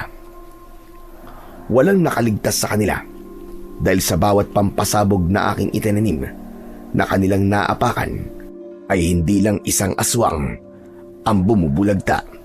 Saglit pa ay tumahimik ang lugar. Wala akong naramdamang mga aswang na paparating. Naisip ko, maaaring nag-iingat na sila o pinagbawalan ng kanilang pinuno na sumugod sa lugar kung saan may mga nakatanim na pampasabog. Mukhang naduduwag na sila. Pero hindi pa ako tapos sa kanila. Alam kong mayroon pang natitira sa kanilang kuta. Ang nais ko ay lipulin silang lahat. Kaya nagpasya akong lumapit na sa kanilang kuta, kung saan alam kong naroroon pa ang ibang mga aswang. Inayos ko ang mga dala kong gamit. Inihanda ko na rin ang ilang piraso ng bote na mayroong gasolina. Tiniyak ko na maayos pa ang mga mitya. Nakaayos yon sa loob ng backpack ko. Ilang piraso lang yon, kaya dapat sigurado ang bawat kilos ko. Nang makarating ako malapit sa kanilang kuta, ay nagkaroon ng katahimikan. Hindi ko alam kung natuloy ba ang kanilang seremonyas o ipinagpaliban muna dahil sa mga nangyari. Subalit ang mga sulo ay naroon pa rin. Yun ang tumatanglaw sa kanila. Humanap ako ng mainam na lugar para simulan ang aking plano. Mula sa bag na aking dala ay inilabas ko ang 4 na bote na may lamang gasolina at kinuha ko sa bulsa ko ang lighter. Sinindihan ko ang mitya, saka inihagis papunta sa loob ng kuta ng mga aswang. Agad kong narinig ang pagsabog ng ibato ko ito. Kasunod ay ang sigawan ng mga nilalang na naroroon na totoong nataranta sa biglang pagsiklab ng apoy. Lumipat ako ng lugar at ganun din ang aking ginawa. Sinindihan ng mitya ng boteng may gasolina at inihagis yun. 4 na ulit akong nagpalipat-lipat ng lugar dahil ang plano ko'y paikot ang gagawin kong pagsunog sa kuta ng mga aswang. Nakita kong nagsimula ng maglagablab ang ibang bahagi ng kanilang kuta. Napangiti ako dahil alam kong ganap na silang malilipol. Matatapos na ang kasamaan ng mga aswang. Dapat sa mga kagaya nyo ay ubusin at sunugin. Habang nagbubunyi ang aking kalooban dahil sa pangyayaring yon, ay nagulat ako at hindi makapaniwala sa aking narinig. Dahil nakarinig ako ng palahaw ng isang bata, umiiyak at humihingi ng tulong. Bata? May bata sa loob ng kuta ng mga aswang. Anak ba yun ng aswang? Pero kahit na anak pa siya, hindi pa rin siya isang bata. Humanap ako ng lugar na maaari kong pasukan. Nang makita ko ang isang bukas na tarangkahan, ay nagmamadali akong pumasok. May mga aswang na nagtatakbuhan dahil nasusunog ang kanilang katawan. Iginala ko ang aking mga mata at ang tenga ay nakatuon sa lugar kung saan naririnig ko ang palahaw ng isang bata na humihingi ng saklolo. Tulong! Tulungan niyo ako! Alisin niyo ako rito! Tulungan niyo ako! Hanggang nakita ko ang isang batang lalaki na siguro ay nasa 10 taong gulang. Nakulong siya ng apoy at hindi makaalis. Nasa loob siya ng isang kubo na nasusunog. Kaya nagmamadali akong kumuha ng mahabang bagay para apulahin ang apoy sa nasusunog na kubo upang magkaroon din ng lugar na maaari kong daanan. Hanggang sa humina ang lagablab ng mga nasusunog na kubo, nagmamadali kong pinunta ng bata. Kinarga ito upang ilayo sa sunog. Ligtas ka na, iyo. Tama na. Huwag ka nang umiyak. Salamat po. Iniligtas niyo po ako, Lolo. Lolo Gardo, yun na lang ang itawag mo sa akin. Teka, sino ka ba? At anong ginagawa mo sa lugar na ito? Juni po ang pangalan po. Nangunguha po ako ng kahoy na paggatong. Nang may lalaki po lumapit sa akin at kinuha ko. Nawalan po ako ng malay dahil may ipinamoy niya po sa akin. Tapos nang magising na po ako, narito na po ako sa lugar na to. Kaya lang, nakakatakot po itong lugar na to eh. Mga halimaw po nakatira dito. Mga aswang sila. At malamang may plano sila sa'yo. Ang narinig ko pong gagawin nila sa akin, ako daw pong gagamitin nila para sa susunod po na pinuno ng kanilang lahi. Kinuha nila ako para ilipat sa akin ang itim na mutya mula sa kanilang pinuno. Pero ayoko po. Ayoko po maging aswang na katulad nila. Huwag kang mag-alala, Junie. Hindi na mangyayari yun dahil nandito na ako ngayon. Akong bahala sa'yo. Ligtas tayo makakaalis sa lugar na ito. Yun! Ay kung makakaalis pa kayo rito! Anak ng puta. Sino ka? Siya po ang pinuno ng mga aswang. Gusto po niyang ilipat sa akin ang sinasabi niyang mutya para po akong gagawin nilang susunod na pinuno. Dahil nasa akin daw po ang katangian ng magiging mahusay na pinuno. Matabil na bata! Yun po ang sinabi niyo.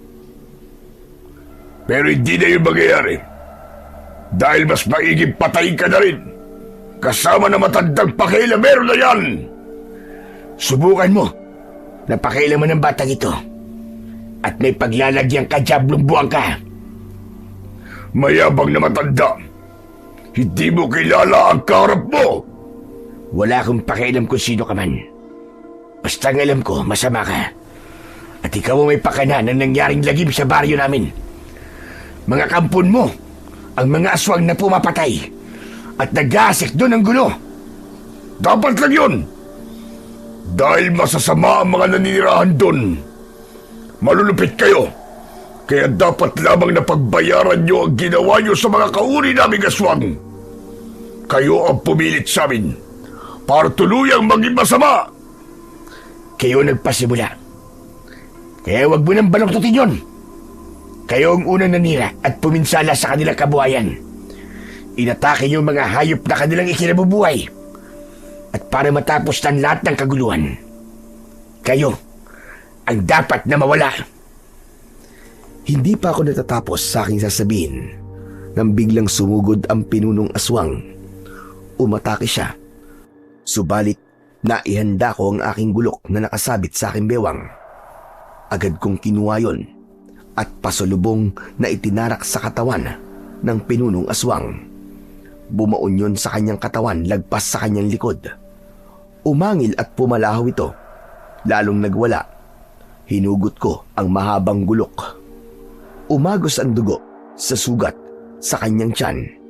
Subalit na natiling buhay at handa na namang sumugod sa akin. Minsan pa, itinaas ko ang aking hawak na itak.